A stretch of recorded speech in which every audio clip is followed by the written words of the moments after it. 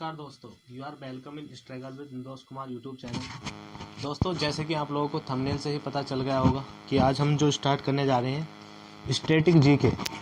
आज हम static GK की सीरीज स्टार्ट करने जा रहे हैं। दोस्तों, मैं आप लोगों को बता दूं, ये जो सीरीज है स्टैटिक जीके की आपकी आज से क्या रहेगी, कंटिन्यू रहेगी।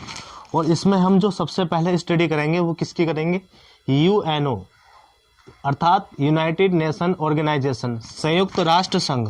हम इसकी सबसे पहले क्या करेंगे बच्चों, स्टडी करेंगे। तो सभी बच्चों से रिक्वेस्ट है कि नोट डाउन जरूर करें और जो मैं फैक्चुअल बातें बता रहा हूँ इसकी जो एग्जाम्स में डायरेक्टली पूछी जाती हैं उस पर ध्यान दें। तो यह नो ठीक अच्छा खासा ब्रॉड टॉपिक्स है जिसकी हम स्टडी करेंगे।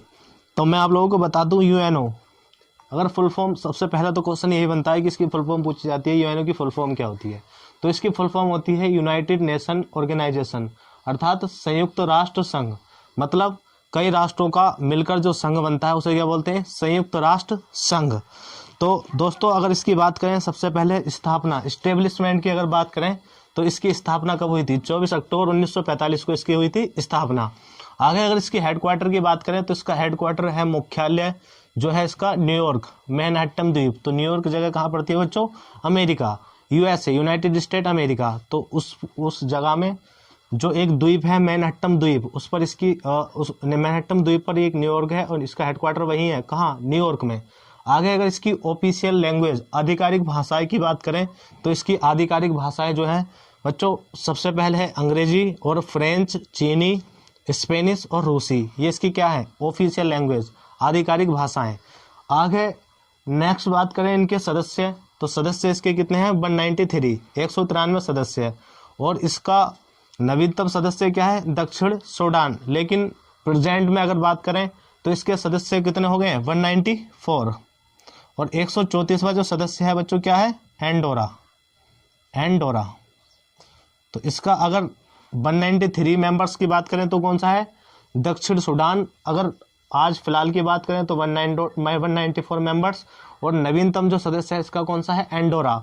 अगर नेक्स्ट बात करें इसका प्रतीक, चिन्ह, इसका प्रतीक क्या है, तो ये भी एग्जाम में पूछा जा सकता है। तो ये भी आप लोग ध्यान रखेंगे, इसका जो चिन्ह है वो क्या है, विश्व के मानचित्र के बीच दो जैतून शाखाएं। ये एक जैतून की क्या है, शाखाएं, एक जैतून वृक्ष की शाखाएं हैं। और ये कैसे कलर में है, सफेद और नीले रंग में है।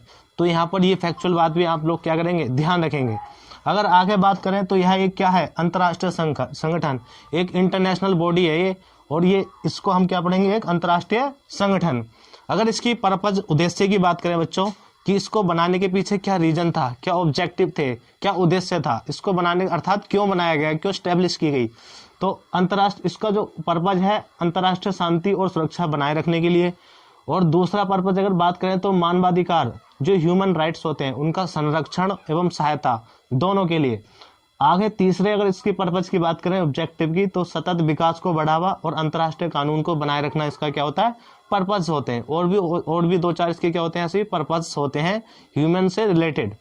आगे अगर इसके इंपोर्टेंट फैक्ट की बात करें तो संयुक्त राष्ट्र शब्द यूएसए के राष्ट्रपति फ्रैंकलिन डी रूजवेल्ट, ये भी पूछा जा सकता है। तो इसको भी नोट करें सभी कि फ्रैंकलिन डी रूजवेल्ट जो यूएनओ वर्ड है, संयुक्त राष्ट्र शब्द जो है, ये यूएसए के प्रेसिडेंट हुआ करते थे, कौन, फ्रैंकलिन डी रूजवेल्ट, उनके द्वारा दिया गया था। तो जनरली आपसे क्वेश्चन पूछा जाए कि यूएनओ वर्ड किसके द्वारा, तो ये अमेरिका के, यूएसए के राष्ट्रपति कौन थे, फ्रैंकलिन डी रूजवेल्ट। आगे के फैक्ट है, संयुक्त राष्ट्र संघ अर्थात यूएनओ का जो ध्वज है वो 7 दिसंबर 1946 को यूएनओ द्वारा अपनाया गया था। तो ये क्वेश्चन भी फैक्चुअल बन सकता है, इसे भी ध्यान रखें। यूएनओ का जो ध्वज है 7 दिसंबर 1946 को क्या है, ये अपनाया गया था यूएनओ के द्वारा। और यूएनओ का लोगो ओलिवर लिंकन और उनके टीम द्वारा डिजाइन किया गया था। तो ये फैक्ट भी आप क्या रखेंगे, याद रखेंगे। यूएनओ का जो लोगो है वो ओलिवर लिंकन और उनकी टीम द्वारा डिजाइन किया गया था। तो ये फैक्चुअल चीजें याद रखेंगे। और आगे जो नेक्स्ट दोस्तों, अगर इसके नेक्स्ट फैक्ट की बात करें तो चौथा फैक्ट था संयुक्त राष्ट्र का प्रतीक जो है, संयुक्त राष्ट्र यूएनओ का जो प्रतीक है वो डोनाल्ड मैकलिन द्वारा डिजाइन किया गया था। तो ये भी कभी कभी फैक्चुअल पूछा जा सकता है कि जो यूएनओ है, संयुक्त राष्ट्र संघ, यूनाइटेड नेशन ऑर्गेनाइजेशन जो है, उसका जो वो है क्या बोलते हैं प्रतीक, वो किसके द्वारा डिजाइन किया गया था। तो उनका नाम था डोनाल्ड मैकलिन। आगे नेक्स्ट अगर फैक्ट की बात करें तो नॉर्वे के जो विदेश मंत्री हैं ट्रिगवेली को पहले संयुक्त राष्ट्र महासचिव के रूप में चुना गया है। तो बच्चों मैं आप लोगों को बता दूं, ये कई बार क्वेश्चन पूछा गया है कि यूएनओ के फर्स्ट सचिव किसे नियुक्त किया गया था। तो ये ट्रिगवेली के जो नाम था इनका ट्रिगवेली, और ये रहने वाले कहाँ के थे, नॉर्वे के जो फॉरेन मिनिस्टर विदेश मंत्री थे ट्रिगवेली, इनको ही यूएनओ के फर्स्ट महासचिव सेक्रेटरी ऑफ यूएनओ के रूप में क्या कराया गया था, नियुक्त अपॉइंट किया गया था। अगर इसके नेक्स्ट अगले फैक्ट की बात करें तो यूएनओ के मुख्यालय का निर्माण कार्य इन 1949 में शुरू हुआ था और इन 1952 में समाप्त हुआ था। तो ये भी फैक्चुअल क्वेश्चन पूछा जा सकता है कि यूएनओ के जो मुख्यालय का निर्माण कार्य कब शुरू हुआ था और कब उसको समाप्त हुआ। तो 1949 में शुरुआत हुई थी और 1952 में क्या हुआ था, समाप्त हुआ था। अगर नेक्स्ट फैक्ट की बात करें तो यूएनओ की नींव का इतिहास के बारे में बात करेंगे। फैक्ट नहीं, अब यूएनओ की जो नींव रखी गई है, यूएनओ की जो नींव है उसके हिस्ट्रिकल पार्ट के बारे में बात करेंगे कि किस बेस पर, क्या रीजन थे, किस बेस पर इसको हमें इस्टेब्लिश करना पड़ा। अगर हम इसकी हिस्ट्री की बात करें तो प्रथम विश्व युद्ध के बाद विश्व देशों द्वारा युद्ध जैसी स्थिति को दूर करने के लिए लीग ऑफ नेशन नामक संगठन की स्थापना वर्साई की संधि के तहत 1919 में की गई थी। तो जो अपना फर्स्ट वर्ल्ड वॉर था इन 1914 से इन 1914 टू इन 1918 1914 से 1918 तक चला था। तो उसके पीछे प्रथम विश्व युद्ध जैसे युद्ध के बाद विश्व देशों द्वारा युद्ध जैसी शांति को, जो हमारा युद्ध हुआ था उसकी शांति को दूर करने के लिए, इस टाइप के जो युद्ध होते हैं उनकी शांति को दूर करने के लिए सबसे पहले जो है हमारी लीग ऑफ नेशन करके एक संगठन एक बॉडी इस्टेब्लिश की गई थी, जिसकी स्थापना वर्साई की संधि के तहत 1919 में की गई थी। यानी कि फर्स्ट वर्ल्ड वॉर यानी प्रथम विश्व युद्ध के बाद ये लीग ऑफ नेशन करके एक बॉडी इस्टेब्लिश की गई थी, जिसका काम क्या था, युद्ध जैसी स्थितियों को दूर करना। अगर आगे बात करें तो लीग ऑफ नेशन का उद्देश्य अंतर्राष्ट्रीय शांति, सहयोग और सुरक्षा को बढ़ावा देना था। इसका बेसिकली काम क्या था, जो क्योंकि फर्स्ट वर्ल्ड वॉर हो चुका था तो आगे ऐसी सिचुएशन क्रिएट ना हो, इसलिए इसका काम क्या था, लीग ऑफ नेशन करके जो बॉडी स्टेब्लिश की गई थी, एक निकाय स्टेब्लिश किया गया था, इसका बेसिकली काम क्या था, लीग ऑफ नेशन का उद्देश्य था पर्पज ये था कि अंतर्राष्ट्रीय शांति, सहयोग और सुरक्षा को बढ़ावा देना था। अगर आगे फैक्ट की बात करें तो संयुक्त राष्ट्र संघ लीग ऑफ नेशन का उत्तराधिकारी ही था। तो बच्चों आप समझ में आया, आपका जो यूएनओ था वो एक उत्तराधिकारी था किसका, यूएनओ जो था आपका लीग ऑफ नेशन का ही उत्तराधिकारी था, इसका ही नेक्स्ट वर्जन था। आगे द्वितीय विश्व युद्ध के बाद अमेरिकी राष्ट्रपति रूजवेल्ट मतलब जो अमेरिका के प्रेसिडेंट थे फ्रैंकलिन डी रूजवेल्ट, और ब्रिटिश प्रधानमंत्री विंस्टन चर्चिल, और ब्रिटिश प्रधानमंत्री थे कौन, विंस्टन चर्चिल ने यूएनओ के गठन में क्या है, इंपॉर्टेंट रोल प्ले किया था, यानी महत्वपूर्ण भूमिका निभाई थी। तो इन दो का क्या है, सबसे ज्यादा योगदान अगर यूएनओ में है तो इन दो का ये अमेरिका के जो प्रेसिडेंट थे यूएसए के प्रेसिडेंट फ्रैंकलिन डी रूजवेल्ट और ब्रिटिश प्राइम मिनिस्टर कौन, विंस्टन चर्चिल, इन्होंने यूएनओ के गठन में क्या थी, बहुत महत्वपूर्ण रोल प्ले यानी महत्वपूर्ण भूमिका निभाई थी। अगर आगे नेक्स्ट हम यूएनओ के अंग की बात करें, इसके भी पार्ट्स जैसे विधायिका के पार्ट्स होते हैं, कार्यपालिका, विधानमंडल और न्यायपालिका, एक्सिक्यूटिव, जुडिशरी और क्या, एक्सिक्यूटिव, लेजिस्लेचर एंड जुडिशरी, ऐसे ही यूएनओ के भी अंग होते थे ना। तो इसके भी अंग होते हैं, जैसे पहला जो अंग है इसका क्या है, महासभा, इसको इंग्लिश में बात करें तो जनरल असेंबली बोलते हैं। दूसरा जो अंग है इसका क्या है, सुरक्षा परिषद, क्या है, पहला अंग है महासभा, दूसरा सुरक्षा परिषद, अगर इंग्लिश में बात करें तो इसको बोलते हैं सिक्योरिटी काउंसिल। अगर नेक्स्ट तीसरे अंग की बात करें, आर्थिक और सामाजिक परिषद, इंग्लिश में बात करें तो सोशल एंड इकोनॉमिकल काउंसिल। आगे तीसरा जो चौथे इसका जो पार्ट्स है यूएनओ का जो अंग है वो क्या है, ट्रस्टशिप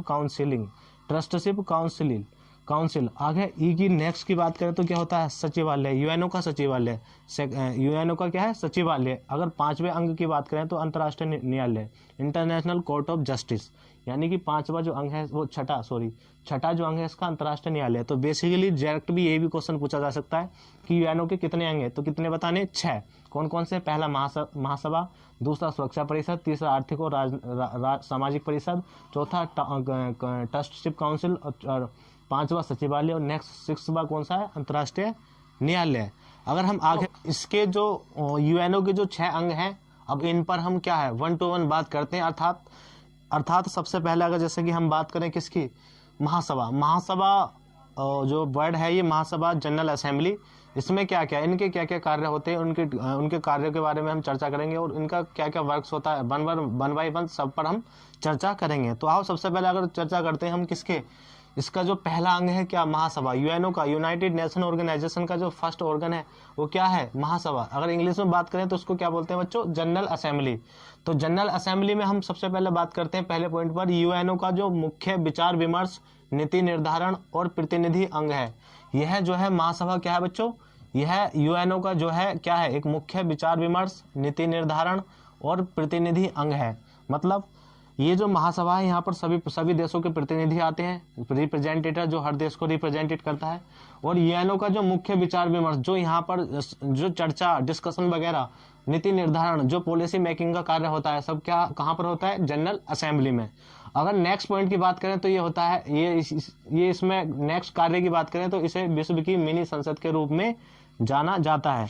दोस्तों तो डायरेक्ट यहाँ से फैक्चुअल क्वेश्चन बनता है कि विश्व की मिनी संसद के रूप में किसे जाना जाता है, तो आंसर क्या होना चाहिए, महासभा, जनरल असेंबली।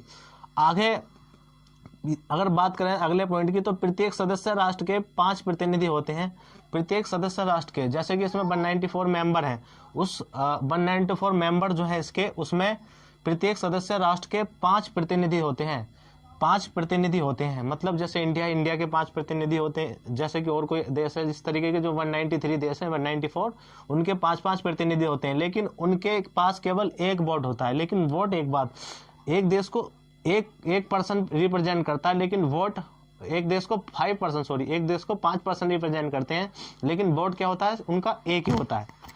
वोट क्या होता है दोस्तों, उनका एक ही होता है। अगर आगे बात करें, यूएनओ के सभी 193 सदस्य राष्ट्रों का प्रतिनिधित्व महासभा में किया जाता है, और जो इसे सार्वभौमिक प्रतिनिधित्व वाला संयुक्त राष्ट्र निकाय बनाता है, एक फुल रिप्रेजेंटेटिव वाली क्या बनाता है इसको, बॉडी। यूएनओ के सभी जो 193 या 194 सदस्य हैं, उन राष्ट्रों का प्रतिनिधित्व महासभा में किया जाता है, जो ये जनरल असेंबली है, इसमें इसका क्या किया जाता है, रिप्रेजेंटेशन। और जो कि इसे क्या बनाते हैं, प्रतिनिधित्व वाला संयुक्त राष्ट्र निकाय, यूनाइटेड नेशन बॉडी बनाता है। आगे यह न्यूयॉर्क में स्थित है, ये असेंबली, जनरल असेंबली जो है इसका हेडक्वार्टर तो न्यूयॉर्क में ही, और ये जनरल असेंबली भी कहाँ पर स्थित है बच्चों, न्यूयॉर्क में। अगर आगे बात करें, इसकी प्रथम बैठक लंदन के वेस्ट मिनिस्टर सेंट्रल हॉल में हुई थी। तो डायरेक्ट यहाँ से भी फैक्चुअल क्वेश्चन बन सकता है कि फर्स्ट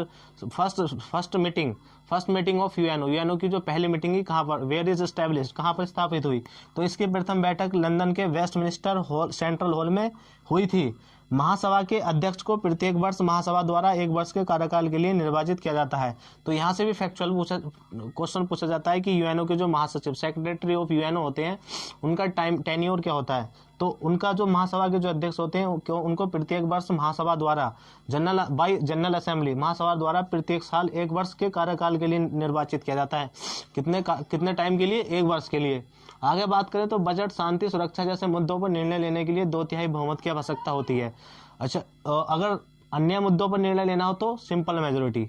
अगर लेकिन इस टाइप के शांति, सुरक्षा और बजट जैसे बड़े मुद्दों पर अगर निर्णय लेने के लिए जो जनरल असेंबली होती है उसके जो सदस्य मेंबर्स होते हैं उनको 2/3 बहुमत की आवश्यकता होती है।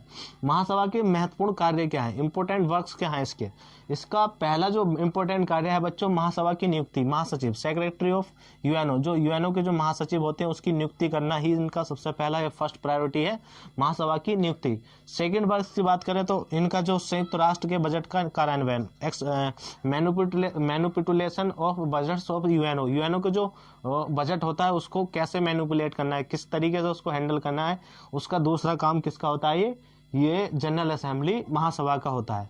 तो दोस्तों अभी इसके आगे भी हम जो अंग हैं, आगे क्या है, जैसे कि इसके अंग आगे सुरक्षा परिषद, सिक्योरिटी काउंसिल है, आर्थिक और सामाजिक परिषद है। इसके अन्य पहलों पर भी हम इसी तरीके से 1 बाय 1 बात करेंगे और ये वीडियो काफ़ी लंबा हो जाएगा, इसलिए आगे भी जस्ट इसके बाद एक वीडियो फिर से अपलोड, लगभग 3 वीडियो में इसको हम कंप्लीट कर लेंगे, 3-4 वीडियो में। काफ़ी अच्छा खासा क्या है, इसके अंतर्गत कई एजेंसियाज आती हैं, इस तरीके से क्या है हम इसको स्टडी करेंगे और 1 बाय 1 इसकी फुल कंसेप्ट, फुल जानकारी अपन स्टडी करेंगे।